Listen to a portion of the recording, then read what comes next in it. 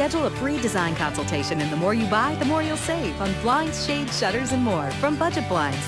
Visit budgetblinds.com today. Welcome back. Lloydminster residents were encouraged to come and join other community members to discuss new ways to promote physical activity as part of the city's Moving Together initiative today.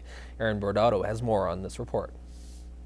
The key thing about Lloydminster is you folks have been at this for a while, so you've had a lot of successes. Dr. Louise Humpert, the Associate Dean at the University of Saskatchewan, was the event's keynote speaker and discussed many topics, including new ways to promote physical activity in the border city. To talk about the role of physical activity in the overall health of children, and to talk about ways that schools and the community and families can help children become more physically active. So we have a lot of positives here in our community.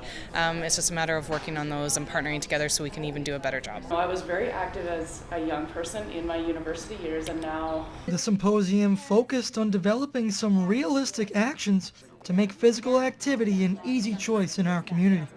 The event is designed to get community members, leaders, and decision makers in a room together to hear how others are getting involved in the community and how to combat the unique challenges that Lloydminster faces.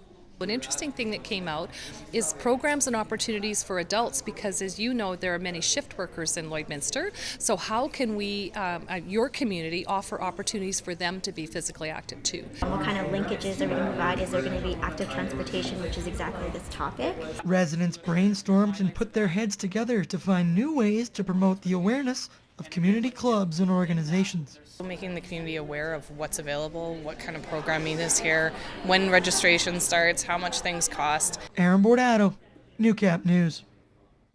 Lately, some students at local public schools have been trading in their textbooks for some hands-on learning when it comes to Aboriginal culture and history.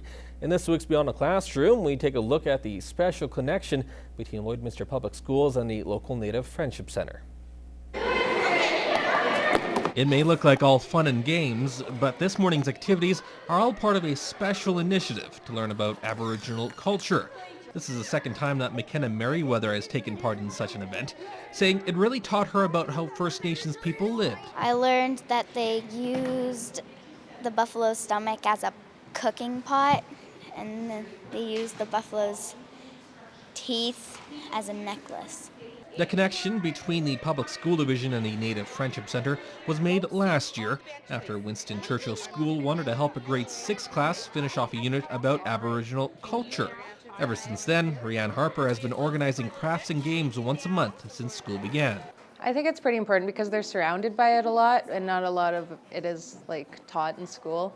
Sometimes there's subjects on it, but not too much. So I don't know, I think it's pretty important for them to learn all that stuff. So for the students to not just read it in a textbook, but to actually have hands-on activities, to play the same games that generations have done before, it just makes a great connection there for them, and of course they love it.